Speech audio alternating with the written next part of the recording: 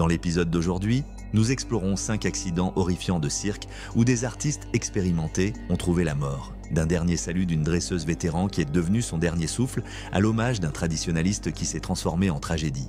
Mais d'abord, commençons par la première histoire où la tentative désespérée d'une femme de sauver sa carrière lui a coûté tout. C'était le 14 octobre 2017 et les lumières vives du cirque itinérant Carson & Bailey illuminaient le chapiteau bondé à Mobile, Alabama. L'air du soir était imprégné de l'odeur de pop-corn et de sciure alors que près de 800 spectateurs remplissaient les gradins pour ce qui promettait d'être un spectacle inoubliable. Le cirque itinérant avait des difficultés financières depuis des mois, faisant face à la pression croissante des activistes pour les droits des animaux et à la baisse des ventes de billets. Marlena Vasquez, 52 ans, se tenait au bord de la piste de spectacle, ajustant son costume à paillettes une dernière fois avant le grand final de la soirée. En tant qu'artiste de cirque de 3e génération, Marlena travaillait avec les grands félins depuis plus de 30 ans, suivant les traces de son père et de son grand-père, qui avaient bâti leur réputation sur des numéros défiant la mort avec des lions et des tigres. Ses mains usées portaient les cicatrices de nombreuses séances d'entraînement et ses yeux reflétaient la confiance acquise au fil de décennies d'expérience. Les derniers mois avaient été particulièrement difficiles pour Marlena. Son divorce l'avait laissée financièrement dévastée et les réductions budgétaires du cirque signifiaient que les artistes vétérans comme elle étaient constamment sous pression pour justifier leur salaire. Des dresseurs plus jeunes et moins chers étaient embauchés pour remplacer les professionnels expérimentés. Et Marlena savait que sa position dépendait entièrement de sa capacité à créer des numéros spectaculaires qui attireraient les foules. Le partenaire de Marlena pour le final de ce soir était Czar, un magnifique tigre de Sibérie mâle de 400 livres qui était avec le cirque depuis 8 ans. Le chat massif était connu pour son pelage orange frappant marqué de rayures noires distinctives. Et sa présence imposante captivait toujours le public. Marlena travaillait avec Czar depuis qu'il était jeune, construisant ce qu'elle croyait être un lien indéfectible. Les tigres de Sibérie sont la plus grande sous-espèce de félins vivants, les mâles adultes pesant entre 400 et 660 livres et mesurant jusqu'à 10 pieds de long. Ce sont des prédateurs solitaires dotés d'une force incroyable, capables d'abattre des proies bien plus grandes qu'eux grâce à leurs mâchoires puissantes et leurs griffes acérées comme des rasoirs. Même en captivité, ces magnifiques félins conservent tous leurs instincts de prédateurs et peuvent devenir agressifs lorsqu'ils sont stressés, confus ou surstimulés par des bruits forts et des lumières vives. Ce soir-là, Marlena avait décidé de présenter une nouvelle routine qu'elle avait pratiquée en secret pendant des semaines. L'acte consistait à ce qu'elle reste immobile au sol tandis que Czar montait la garde, créant l'illusion que le prédateur massif protégeait sa dresseuse de menaces imaginaires. Marlena pensait que cette démonstration intime montrerait sa connexion unique avec Czar et assurerait sa position au sein du cirque. Alors que le final commençait, Marlena conduisit Czar au centre de la piste tandis que le public regardait avec anticipation. Les projecteurs lumineux créaient des ombres dramatiques sur le sol couvert de sueur et l'énergie de la foule était palpable alors qu'ils se préparaient à assister à ce qui leur avait été promis comme le numéro le plus spectaculaire de la soirée. Marlena se positionna au centre de la piste et s'abaissa lentement au sol, restant complètement immobile tandis que Czar tournait autour d'elle en cercle protecteur. Le public retint son souffle alors que le tigre massif se déplaçait avec une grâce fluide. Ses puissants muscles ondulaient sous son pelage rayé. Les acclamations enthousiastes de la foule et l'éclat soudain des flashs d'appareils photo de dizaines de smartphones créaient une surcharge sensorielle que Czar n'avait jamais connue lors de leurs séances d'entraînement privées. La combinaison de bruits forts, de lumières vives et de l'énergie de 800 spectateurs excités a déclenché quelque chose de primal dans le cerveau du tigre, éveillant des instincts prédateurs qui étaient restés en sommeil pendant leur séance d'entraînement contrôlée. L'attaque est survenue sans avertissement. Czar a bondi sur le torse de Marlena avec une force dévastatrice. Son corps de 400 livres s'écrasa sur sa poitrine et son abdomen avec un impact écrasant. Le bruit de ses côtes se brisant résonna sous le chapiteau soudainement silencieux alors que les énormes pattes de Czar la clouaient au sol. Le costume à sequins de Marlena n'offrait aucune protection contre les griffes acérées du tigre qui lacérait ici son torse et ses bras, ouvrant de profondes entailles qui commencèrent immédiatement à saigner abondamment. Les puissantes mâchoires de Czar trouvèrent le cou et l'épaule de Marlena, ses crocs de 10 cm perçant à travers les muscles et les os, tandis que sa force de morsure dépassait 1000 livres par pouce carré. Le tigre commença à la traîner à travers la piste, ses instincts naturels le poussant à déplacer sa proie vers un endroit plus sûr où il pourrait se nourrir sans interférence. Le public horrifié a éclaté en cris et en panique en réalisant qu'ils assistaient à une véritable attaque plutôt qu'à une performance planifiée. D'autres artistes de cirque se précipitèrent dans le ring avec des torches enflammées et des bruiteurs, essayant désespérément de distraire Czar et de le forcer à lâcher Marlena. La prise du tigre ne se relâcha jamais alors qu'il continuait à traîner son corps inanimé autour du ring. Ses griffes avaient infligé des dommages internes massifs, perforant des organes vitaux et causant une perte de sang catastrophique. Le personnel médical d'urgence est arrivé en quelques minutes, mais Marlena avait déjà succombé à ses blessures dues à une hémorragie interne et à un traumatisme massif. Czar a finalement été sédaté avec des fléchettes tranquillisantes et retiré de la piste, tandis que le public traumatisé était évacué du chapiteau. Le cirque a été définitivement fermé le lendemain et Czar a été relogé dans un sanctuaire pour animaux sauvages dans le Montana. L'enquête a révélé que Marlena n'avait jamais exécuté la routine devant un public en direct, sous-estimant comment l'énergie de la foule affecterait le comportement de Czar. Sa mort a marqué la fin d'une dynastie de cirque qui avait diverti le public pendant 3 générations. Mais la fin tragique de Marlena n'était que le début de notre voyage mortel à travers le monde du cirque. Que se passe-t-il lorsque l'inexpérience rencontre la confiance excessive dans l'arène avec une lionne africaine de 280 livres? C'était le 8 juin 2015 et le Ringling Regional Show avait transformé un terrain vague à Bakersfield, Californie, en un monde magique de merveilles et d'excitation. La petite compagnie itinérante apportait le divertissement classique du cirque aux communautés de l'Ouest américain, présentant des acrobates défiant la mort, des clowns colorés et des performances magnifiques de grands félins qui avaient ravi les spectateurs pendant des générations. Le spectacle de ce soir était particulièrement spécial car il marquait la première performance du nouveau dompteur de lions du cirque. Devon Hartwell, 23 ans, se tenait nerveusement à l'extérieur de la piste, ajustant son costume tandis que son mentor, Roberto Mendez, lui offrait des conseils et des encouragements de dernière minute. La carrure athlétique de Devon et sa confiance naturelle l'avaient rendu exceptionnel pendant ses 6 mois d'entraînement. Mais ce soir serait sa première performance solo avec Nala, une lionne africaine de 280 livres qui avait été la partenaire de Roberto pendant plus de 5 ans. Le voyage de Devon vers le cirque avait été peu conventionnel. Après avoir obtenu son diplôme universitaire en commerce, il s'était senti emprisonné dans le monde de l'entreprise et aspirait à quelque chose de plus aventureux et significatif. Ainsi, une rencontre fortuite avec Roberto lors d'une foire de comté avait conduit à un apprentissage qui promettait de l'excitation, des voyages et l'opportunité de travailler avec certains des prédateurs les plus magnifiques du monde. Roberto avait formé Devon méthodiquement en soulignant l'importance de la patience, du respect et de la construction progressive de la confiance avec les grands félins. Cependant, la nature compétitive de Devon et son désir de faire ses preuves l'avaient poussé à pratiquer des routines avancées pendant ses heures libres, souvent sans que Roberto le sache ou le supervise. Sa petite amie, une trapéziste du même cirque, avait encouragé son ambition malgré les avertissements répétés de Roberto sur les dangers de précipiter le processus d'entraînement. Les lions africains sont des prédateurs sociaux qui vivent en groupes familiaux coordonnés avec des hiérarchies complexes et des systèmes de communication que les humains ne peuvent jamais pleinement comprendre. Les lionnes sont des chasseuses expertes avec des réflexes fulgurants et des corps puissants conçus pour abattre de grandes proies. Ils possèdent des forces de morsure dépassant 650 livres par pouce carré et des griffes acérées qui peuvent infliger des blessures dévastatrices. Même les lions élevés en captivité conservent leurs instincts de prédateurs et peuvent devenir extrêmement dangereux lorsqu'ils se sentent menacés ou confus par des situations inconnues. Ce soir-là, Devon avait décidé de tenter le mouvement signature de Roberto en plaçant sa tête dans la bouche de Nala tandis qu'elle restait parfaitement immobile.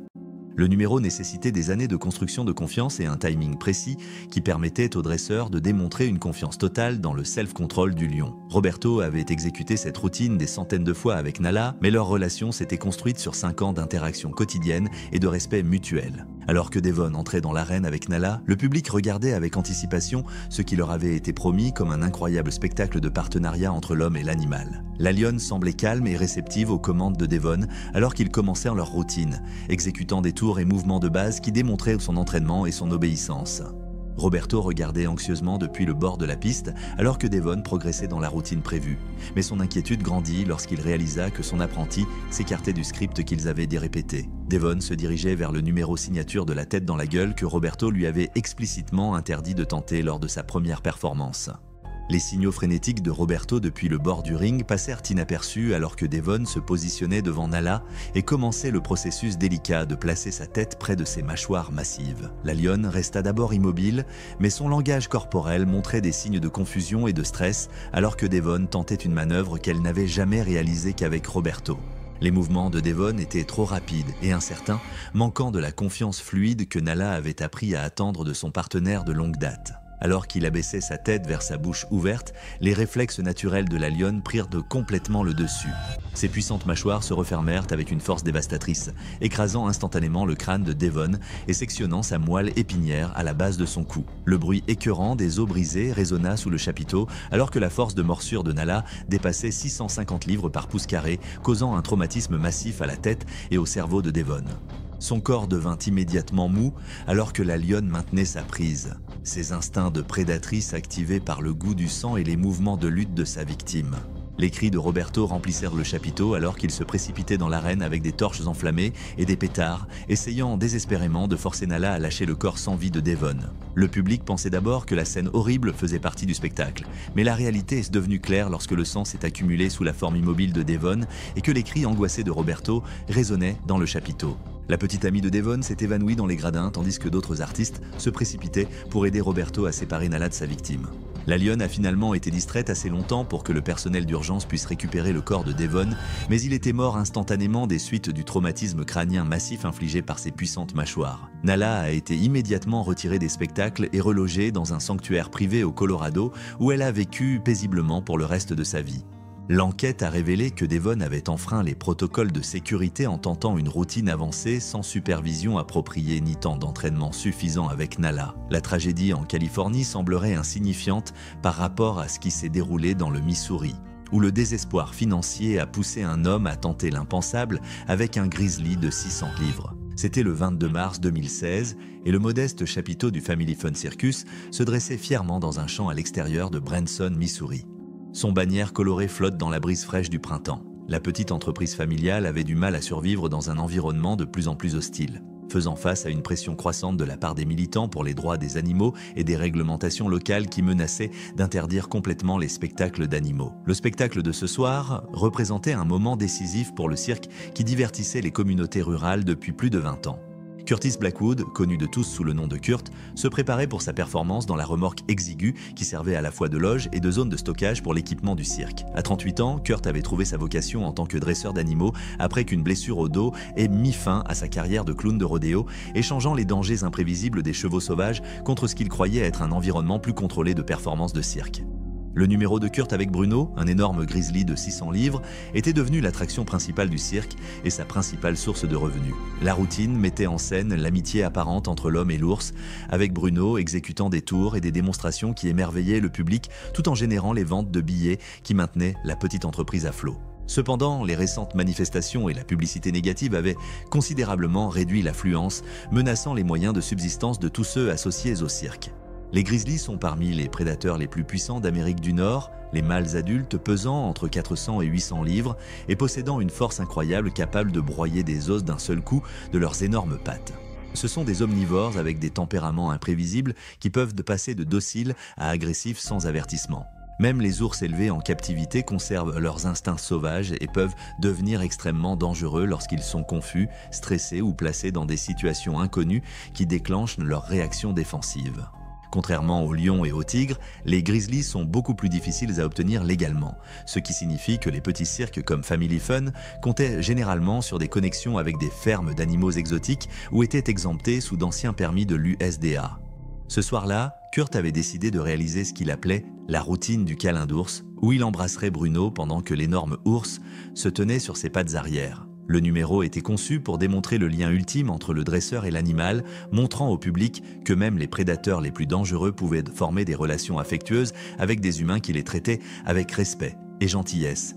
Alors que Kurt entrait dans l'arène avec Bruno, le public clairsemé regardait avec intérêt le massif ours et exécutait son répertoire habituel de tours et démonstrations. Bruno semblait calme et réceptif aux commandes de Kurt, se tenant sur ses pattes arrière et marchant en cercle tandis que la foule applaudissait sa taille impressionnante et son apparente docilité. La routine se déroulait normalement jusqu'à ce que Kurt fasse signe à Bruno de se tenir debout pour le final. L'ours massif se leva à sa pleine hauteur de près de 8 pieds, son énorme carrure dominant son dresseur alors que Kurt s'approchait pour l'étreindre prévu. Le public retenait son souffle tandis que Kurt enroulait ses bras autour du torse massif de Bruno, créant l'illusion d'un moment tendre entre l'homme et la bête. La réaction de Bruno fut immédiate et dévastatrice. Confus par le contact physique inhabituel et interprétant l'étreinte de Kurt comme une menace ou un jeu, l'ours massif enroula instinctivement ses puissants bras autour de son dresseur dans ce qui semblait être une étreinte réciproque, mais qui devint rapidement une étreinte mortelle écrasante. Le bruit des côtes de Kurt se brisant résonna sous le petit chapiteau alors que l'immense force de Bruno comprimait la poitrine et l'abdomen de son dresseur. Les bras massifs de l'ours, chacun capable de broyer des os avec un effort minimal, se resserrèrent autour du torse de Kurt alors que Bruno tentait de s'engager dans ce qu'il percevait comme un comportement normal d'ours. Les halètements désespérés de Kurt pour de l'air devinrent de plus en plus faibles alors que l'étreinte de Bruno comprimait ses poumons et restreignait sa respiration. L'ours ne montrait aucun signe d'agression ou de malveillance, répondant simplement au contact physique de la manière dictée par ses instincts. Les énormes pattes de Bruno appuyaient contre le dos et les épaules de Kurt, exerçant une pression qu'aucun corps humain ne pouvait supporter. D'autres artistes de cirque se précipitèrent dans la piste avec du matériel de tranquillisation, mais l'emprise de Bruno sur Kurt ne se relâcha jamais. Au moment où le tranquillisant fit effet et que Bruno relâcha son étreinte, Kurt avait déjà suffoqué sous la pression massive appliquée à sa poitrine et à ses poumons. L'ours n'avait jamais eu l'intention de blesser son dresseur, réagissant simplement à une situation inconnue avec un comportement naturel d'ours qui s'avéra fatal pour son compagnon humain. Bruno a été relogé dans une réserve naturelle dans le Montana où il a vécu paisiblement pendant de nombreuses années sans autre incident. Le Family Fun Circus a fermé définitivement après la mort de Kurt, incapable de continuer ses activités sans leur principale attraction et source de revenus. Pendant ce temps, de l'autre côté du pays, à Las Vegas, un autre artiste allait découvrir que la célébrité sur les réseaux sociaux et les capacités athlétiques ne signifiaient rien face aux instincts prédateurs d'un jaguar. C'était le 19 août 2014 et l'espace de spectacle intime du Sunset Strip Circus bourdonnait de l'énergie des divertissements nocturnes de Las Vegas. Le petit lieu s'adressait aux touristes en quête d'expériences authentiques, loin des grands spectacles de casino, offrant des rencontres rapprochées avec des animaux exotiques et des performances à couper le souffle. Kimberly Chen, connue professionnellement sous le nom de Kim, s'étira et se prépara pour sa performance dans la zone exiguë des coulisses. À 29 ans, Kim avait construit un modeste suivi sur les réseaux sociaux de 800 abonnés qui appréciaient sa combinaison unique de gymnastique et de performance avec de grands félins. Son expérience en tant que gymnaste de compétition lui avait donné la flexibilité et le contrôle du corps nécessaires pour travailler en toute sécurité autour de prédateurs dangereux, tandis que son attitude intrépide lui avait valu la reconnaissance dans la communauté des artistes avec des animaux exotiques.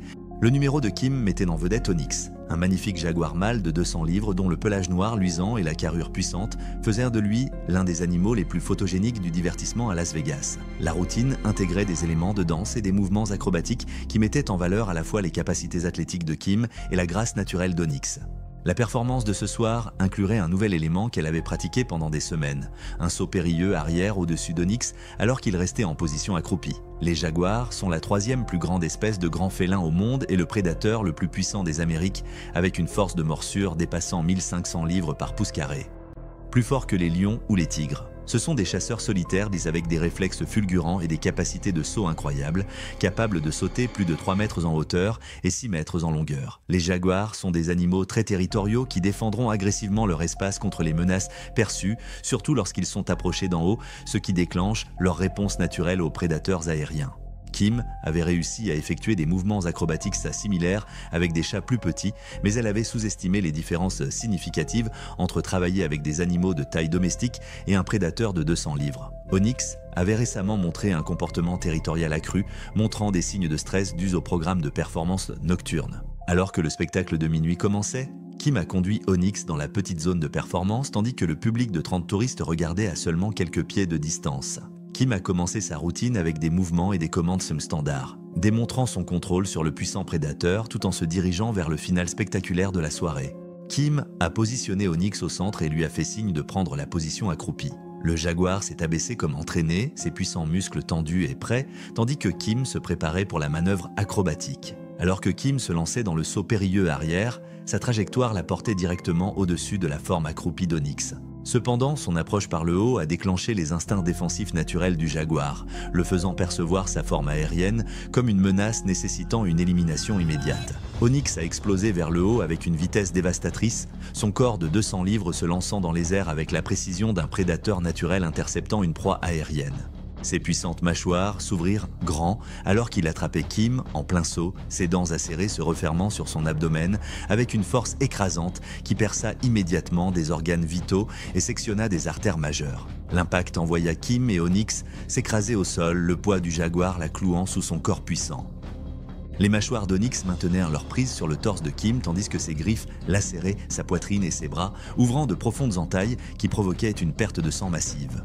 Les cris désespérés de Kim remplissaient le petit espace de spectacle alors que les instincts prédateurs d'Onyx prenaient le contrôle total. La force de morsure du jaguar dépassait 1500 livres par pouce carré, écrasant les os et rompant les organes internes tandis que ses griffes continuaient leur travail dévastateur. Le personnel de sécurité a tiré des coups de semonce pour effrayer Onyx, mais la prise du jaguar ne s'est jamais relâchée alors que ses instincts naturels le poussaient à garder le contrôle de sa proie. Les mouvements de Kim sont devenus de plus en plus faibles alors que la perte de sang et le traumatisme interne submergeaient son système, et ces luttes ont cessé en quelques minutes. Le personnel médical d'urgence est arrivé rapidement, mais Kim avait déjà subi des blessures mortelles causées par les puissantes mâchoires et griffes d'Onyx.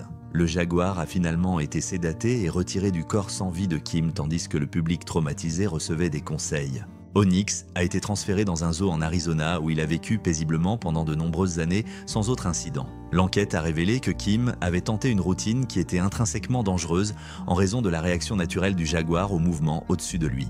Néanmoins, les performeurs des réseaux sociaux n'étaient pas les seuls dont les ambitions se sont avérées fatales autour des grands félins. En Géorgie, la tentative d'un traditionnaliste d'honorer l'héritage de sa famille deviendrait sa dernière performance. C'était le 3 décembre 2013 et le chapiteau historique de la Heritage Circus Company brillait de lumières chaleureuses et de décorations festives pour leur spectacle spécial de la veille de Noël à Savannah, en Géorgie. Le cirque familial divertissait les spectateurs depuis plus d'un siècle, en maintenant des styles de performance traditionnels et des méthodes d'entraînement transmises par des générations de familles de cirque italiennes. Le spectacle de ce soir revêtait une signification particulière en tant qu'hommage au fondateur de la compagnie et à l'art intemporel de la performance de cirque classique. Alessandro Romano, connu de tous sous le nom d'Alex, se préparait pour sa performance dans la caravane vintage qui avait servi sa famille pendant des décennies. À 45 ans, Alex représentait la 4e génération de performeurs du cirque Romano, perpétuant des traditions qui remontaient aux spectacles itinérants de l'Europe du 19e siècle. Ses mains usées portaient les cicatrices d'innombrables séances d'entraînement et ses yeux reflétaient la sagesse acquise au cours d'une vie passée à travailler avec certains des prédateurs les plus dangereux du monde. La philosophie d'Alex était centrée sur le maintien des méthodes authentiques développées par ses ancêtres, rejetant les équipements de sécurité modernes comme les barrières de protection et les fusils tranquillisants, qu'il considérait comme des signes de faiblesse qui diminuent l'art du spectacle de cirque traditionnel. Il travaillait exclusivement avec les grands félins d'Amérique du Nord, croyant que les techniques de sa famille étaient parfaitement adaptées au tempérament et au comportement des cougars, qui figuraient dans les numéros de la famille Romano depuis plus de 50 ans. La représentation de ce soir mettrait en vedette Sierra, une femelle cougar de 140 livres qui était la partenaire d'Alex depuis 8 ans. La routine était conçue comme un hommage au défunt père d'Alex, recréant un numéro dangereux des années 1960 qui avait rendu la famille Romano célèbre à travers l'Amérique. Circuit de cirque. La performance impliquait de nourrir à la main le puma tout en s'agenouillant au centre de la piste, démontrant la confiance ultime entre le dresseur et le prédateur. Les pumas sont des prédateurs solitaires avec une incroyable discrétion et des capacités de chasse, capables de traquer silencieusement leur proie pendant des heures avant de lancer des attaques dévastatrices par embuscade. Ils possèdent de puissantes pattes arrière qui leur permettent de sauter plus de 15 pieds verticalement et 40 pieds horizontalement, tandis que leurs griffes acérées comme des rasoirs et leurs mâchoires puissantes les rendent extrêmement dangereux pour les humains. Les pumas sont également des animaux très territoriaux qui attaqueront tout ce qu'ils perçoivent comme une proie vulnérable, surtout lorsqu'ils sont approchés par derrière ou lorsque leur cible semble blessée ou sans défense. Alex n'avait pas exécuté cette routine particulière depuis plus de 10 ans, mais il se sentait obligé d'honorer la mémoire de son père lors du spectacle de la veille de Noël qui avait tant d'importance pour l'héritage de sa famille. L'acte nécessitait qu'il s'agenouille dos à Sierra tout en s'adressant au public, créant un moment de vulnérabilité qui démontrait sa totale confiance dans le self-control du puma. Alors que la représentation commençait, Alex conduisit Sierra au centre de la piste tandis que le public regardait avec anticipation, espérant assister à un véritable art du cirque. Le puma semblait calme et réceptif aux commandes d'Alex alors qu'ils exécutaient les éléments préliminaires de leur numéro, avec Sierra réalisant des tours et mouvements de base qui mettaient en valeur son entraînement et son obéissance. La routine se déroulait sans accroc jusqu'à ce qu'Alex se positionne pour le moment culminant de la performance en hommage. Il s'agenouilla au centre de la piste, dos à Sierra, tenant un morceau de viande crue, tout en s'adressant au public au sujet de la fière tradition de sa famille et du courage légendaire de son père. Les instincts prédateurs de Sierra ont été immédiatement déclenchés par la position vulnérable d'Alex et l'odeur de viande fraîche. Le programme de chasse naturelle du puma a interprété sa posture agenouillée et son dos tourné comme le comportement d'une proie blessée ou sans défense, activant des millions d'années de programmation évolutive qui ont fait d'elle l'un des tueurs les plus efficaces de la nature.